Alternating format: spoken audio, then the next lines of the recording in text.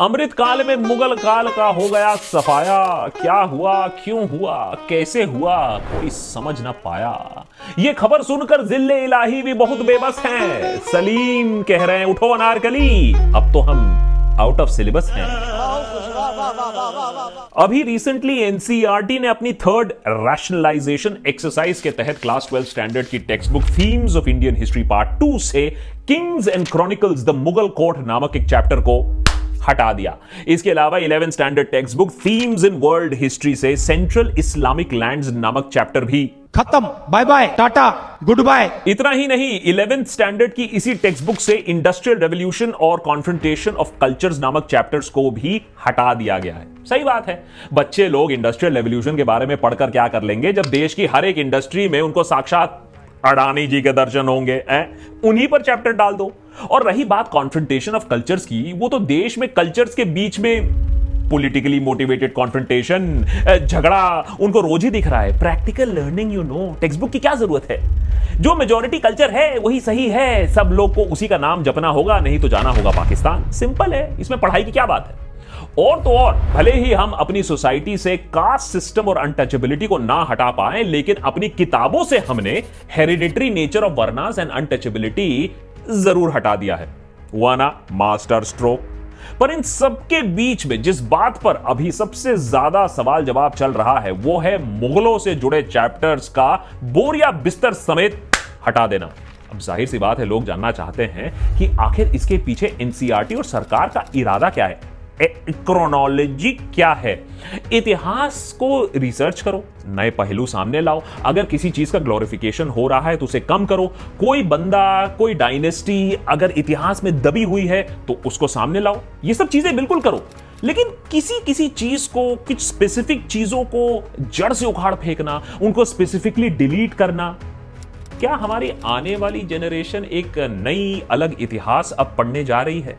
ये इतिहास कितना सही है, कितना गलत है, जानते हैं आज के एपिसोड में। लेकिन पाठ शुरू करने से पहले नीचे अटेंडेंस तो थोड़ा लगा दो, लाल वाला बटन है उसको दबा दो।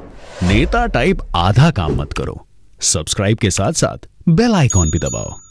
कोविड-19 के कहर के बाद एनसीईआरटी यानी national council for education research and training ने कहा कि हम बच्चों का स्टडी लोड कम करना चाहते हैं। तो स्टूडेंट्स के स्टडी लोड को कम करने के लिए 2022 में एक रैशनलाइजेशन एक्सरसाइज किया गया।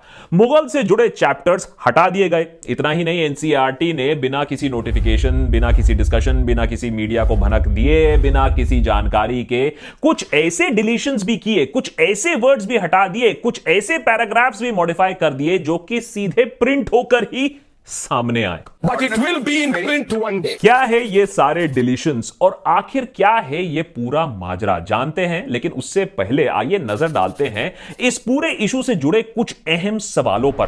कोशिश रहेगी इनका जवाब देने के लिए। पॉइंट नंबर 1, क्या मुगल्स के इतिहास को टेक्स्ट बुक से पूरी तरीके से मिटा दिया जा रहा है? पॉइंट नंबर 2, इस रैशनलाइजेशन एक्सरसाइज इतनी कंट्रोवर्शियल क्यों मानी जा रही है? पॉइंट नंबर 3, क्या हमको अब तक गलत हिस्ट्री पढ़ाई जा रही थी? तो सच वाला हिस्ट्री क्या है? 2017 से लेकर अब तक ये रैशनलाइजेशन एक्सरसाइज 3 बार की गई है। पहली बार ये एक्सरसाइज 2017 में परफॉर्म की गई थी, जिसमें 182 टेक्स्ट बुक्स में टोटल 1334 चेंजेस किए गए। Second exercise ex education minister Prakash Javadekar के देखरेख में 2019 में की गई और थर्ड रैशनलाइजेशन अभी हाल ही में 2022 में परफॉर्म की गई। इन तीनों एक्सरसाइज में कुछ कंट्रोवर्शियल चेंजेस हुए हैं। जैसे शुरुआत देखते हैं कैसी हुई है, फिर क्रोनोलॉजी समझते हैं। गुजरात राइट्स चैप्टर का हटा दिया जाना, बोले तो क्लीन चिट। इमरजेंसी, उसके बारे में बात करने की क्या जरूरत है? इंदिरा गांधी के इमरजेंसी के बारे में अगर बच्चे नहीं पढ़ेंगे तो दूसरे वाले इमरजेंसी के बारे में भी सवाल नहीं पूछेंगे, है ना? प्रोटेस्ट एंड सोशल मूवमेंट्स, भाई क्या जरूरत है नाजुक बच्चों को ये अर्बन नक्सल टाइप विरोध प्रदर्शन के बारे में पढ़ाने पे? कहीं इंस्पायर हो गए, खुद ही प्रोटेस्ट करने लगे? की elements of democratic government, democracy and diversity chapter भी हटा दिया गया। अब सही है भाई, मदर ऑफ डेमोक्रेसी को डेमोक्रेसी के बारे में पढ़ाने की क्या जरूरत है?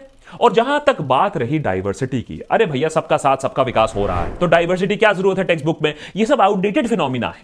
सेडिशन लॉ से जुड़े चैप्टर्स और सेक्शंस भी हटा दिए गए। अब भाई जरूरत नहीं है बच्चों को यह बताने की कि अंग्रेजों के जमाने के कानून को कैसे पिछले 70 साल से हमारे देश के नेताओं ने हम पर लगाया है, जुल्म ढाया है। अगर कोई भी सवाल पूछ ले तो सेडिशन लगाया है। और अभी ओवरवेल मत हो जाइए, ब्रेक नहीं दूंगा मैं आपको, क्योंकि यह तो सिर्फ ट्रेलर था, असली पिक्चर तो अब शुरू होती है। एजुकेशन और इतिहास की इस छटाई में अभी जो लेटेस्ट राउंड हुआ है उसके जो डिटेल्स है उसका खुलासा इंडियन एक्सप्रेस के रितिका चोपड़ा ने किया, और इस आर्टिकल को इंडियन एक्सप्रेस ने गजब रूप में अपने फ्रंट पेज पर भी छापा। छापा से याद आया, इंडियन एक्सप्रेस का भी बहुत जल्द। खैर आगे बढ़ते हैं। अखबार ने जो काट पीट मचा के रखी है इस हेडलाइन में, वो एक्चुअली वो शब्द हैं जो एनसीईआरटी की एक्सपर्ट कमेटी को पसंद नहीं आए, इसीलिए उनको बुक से निकाल दिया गया। Gandhi's pursuit of Hindu Muslim unity provoked Hindu extremist. बताइए ये कोई बात हुई? हिंदू एक्सट्रीमिस्ट? अरे हिंदू कभी एक्सट्रीमिस्ट हो सकता है? राम एडिटर, ये सब बकवास है, ये सब बकवास है। और ये क्या लगा के रखा है? Hindu Muslim unity. अरे मतलब देश का क्या पूरा पॉलिटिकल डिस्कोर्स ही बदल डालोगे? Cut cut. देश के गद्दारों को गोली मारो सालों को। Editor control yourself, control. और ये क्या बात हुई? RSS was banned for some time. है कब हुई ये बात? किसने कहा ऐसा हुआ है? ऐसा हो ही नहीं सकता है। अरे जब हमारे ही कुछ नेता टाइप लोग ये मानने को तैयार नहीं है कि गांधी का हत्यारा एक हत्यारा था, तो हम ये सारी बैन वैन की बातें क्यों माने? नाथूराम गॉडसे देशभक्त थे, हैं और रहेंगे। और इतना ही नहीं, अब तो गोडसे साहब एनसीईआरटी के टेक्स्ट बुक में भी कह रहे हैं चाहिए फुल इज्जत, क्योंकि गांधी असैसिनेशन से जुड़े एक और पैराग्राफ को बदलकर फुल इज्जत टाइप ही दिया गया है। Editor show the original please. At his daily prayer meeting on the evening of 30th January, Gandhi was shot dead by a young man. The assassination, who surrendered afterwards, was a Brahmin from Pune named Nathuram Godse, the editor of an extremist Hindu newspaper who had denounced Gandhi ji as an appeaser of Muslims. अरे अरे अरे editor, ये पुराना वाला सामान अब मत लगाओ। हाँ, अब इसको चेंज करते हैं, इसको थोड़ा रैशनलाइज करके हम दिखाते हैं, और ये सब एक्सट्रीमिस्ट शब्द हटाओ, यूएपीए पड़ जाएगा। हाँ ये देखो, अब ये इसको देखो, ये रैशनलाइज्ड है। At his daily prayer meeting on the evening of 30th of January, Gandhi was shot dead by a young man. The assassin who surrendered afterwards was Nathuram. ये हुई ना बात है? अरे 3-4 बार और रिवीजन होने दो एडिटर, उसके बाद जानते हो क्या होगा? टेक्स्ट बुक में छपा हुआ ये नाथूराम गॉडसे देशभक्त थे, हैं और रहेंगे। आप मुझे दिल से माफ करो ना करो, लेकिन 3-4 रिवीजन होने दो। नाथूराम गोडसे से ही अब देशभक्ति हम सीखने वाले हैं आने वाले सालों में। देखो टेक्स्ट बुक में बदलाव कर लो, नए तथ्य सामने लाओ, लेकिन इस तरीके से बिना किसी नोटिफिकेशन ये सारे बदलाव टेक्स्ट बुक में जो हो रहे हैं और प्रिंट भी हो रहे हैं। और गांधी के बारे में जो डिलीशन हुआ, जब सवाल पूछा गया एनसीईआरटी के डायरेक्टर से, तो उन्होंने कहा कि ठीक है भूल चूक हो गई होगी, ओवरसाइट है, लेकिन हम इस गलती को नहीं सुधारेंगे। जो हो गया वो हो गया, उखाड़ लो जो उखाड़ना है। वैसे लोड कम करने का ख्याल कितना अच्छा है। देखिए कैसे चुन चुन के लोड कम किया गया है।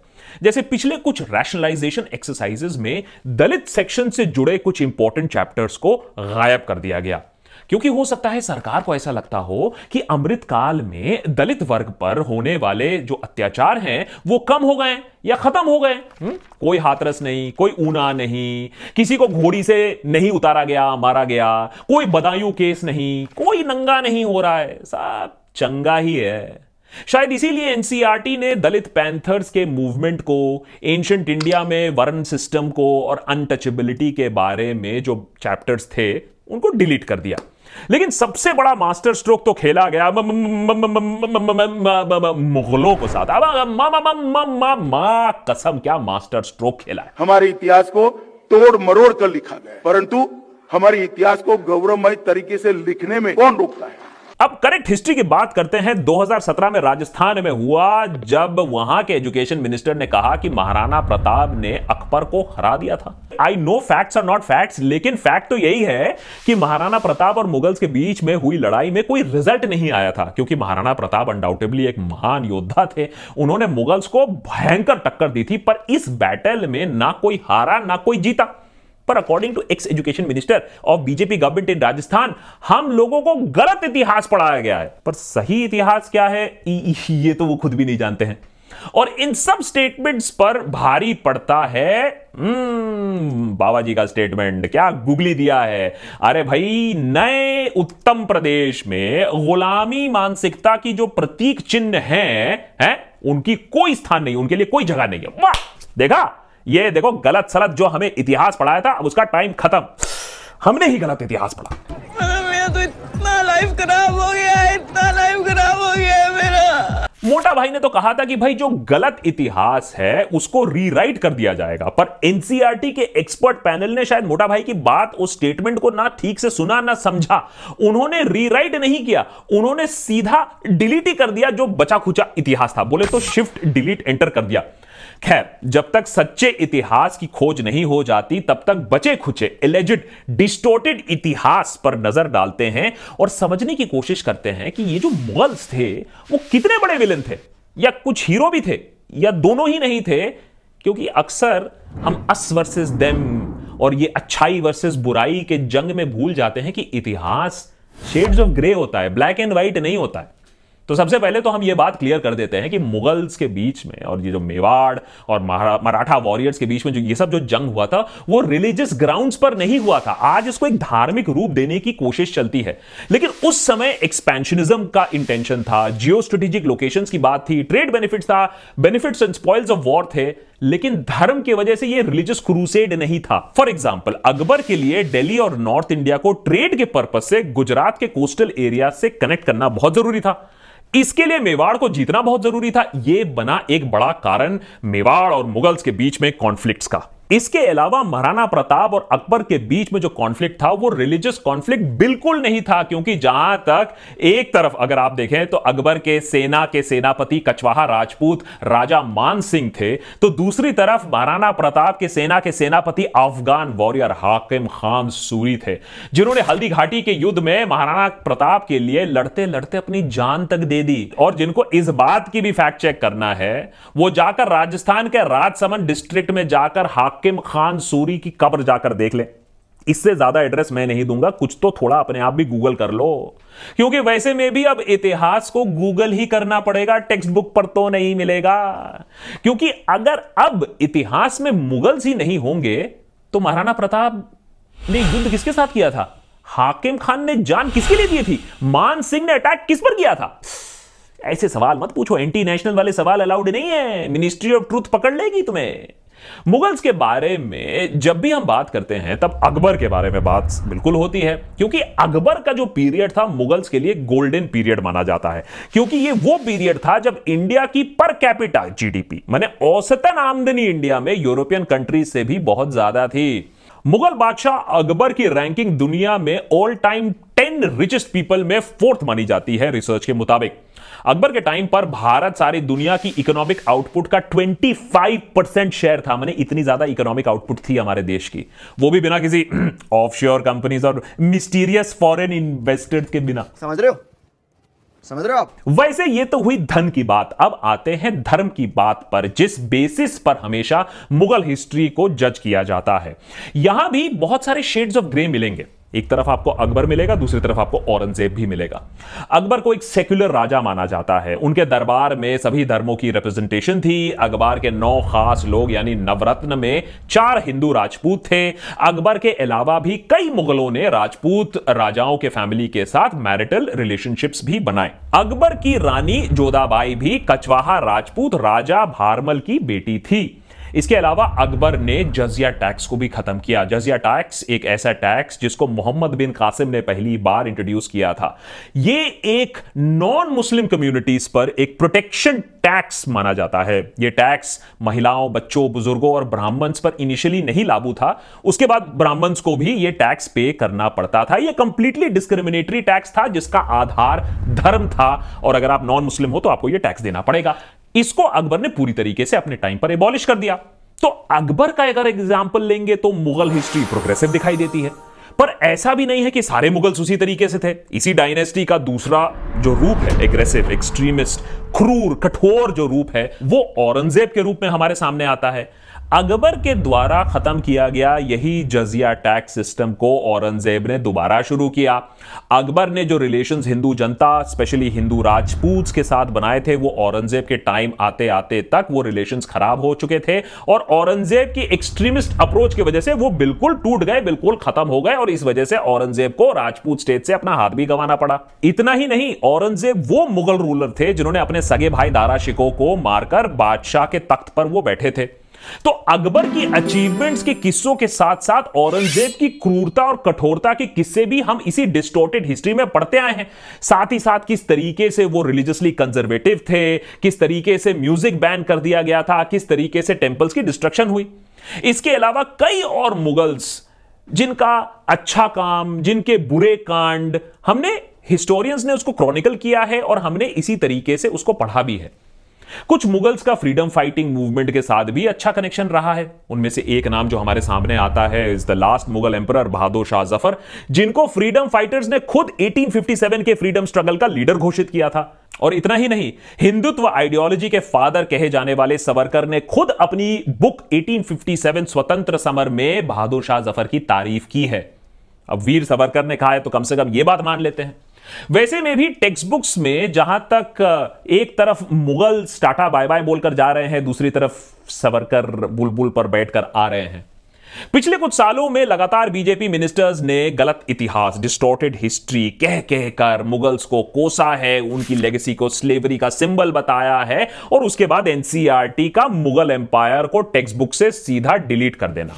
अब ये संयोग है, ये प्रयोग है, या एलिजिडली कोविड-19 वाली आपदा में तलाशा गया एक अवसर है, जहां आपने अपने पॉलिटिकल आइडियोलॉजीज का लोड बढ़ाने के लिए स्टूडेंट्स का लोड घटाने का एक जुमला दिया है, एक रीजन दिया है।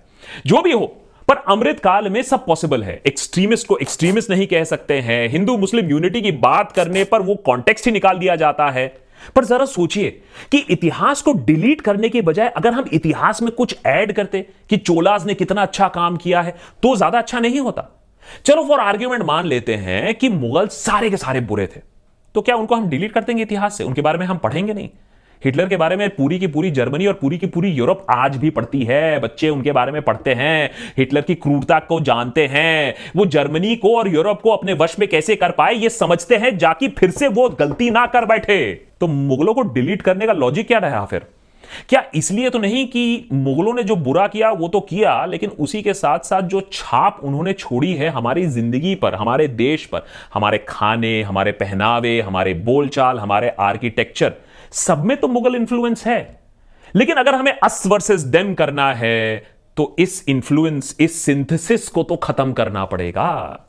अगर ये इतिहास को हटा दिया गया, अगर ये इतिहास झूठा है, तो ये बताओ कि सच वाला इतिहास कौन सा है? क्या अपनी लकीर को बड़ी दिखाने के लिए दूसरी की लकीर को लगातार छोटा करना जरूरी है? जरूर इतिहास के दूसरे जो एस्पेक्ट्स हैं, जो पहलू हैं, उनको सामने लाइए, बिल्कुल उन पर रोशनी डालिए, लेकिन 500 साल पुराने मुगलों के साथ लड़ाई करके, छुप के, टेक्स्ट बुक चेंज करके, क्या हम अपने आप को ही छोटा बनाने की कोशिश कर रहे हैं? और इतिहास भी कमाल की चीज है, बहुत पढ़ी है हमने भी। जितना भी छुपा लो वो छिपती नहीं है, किसी ना किसी तरीके से बाहर भी आ ही जाती है। नेता टाइप आधा काम मत करो, सब्सक्राइब के साथ साथ बेल आइकॉन भी दबाओ।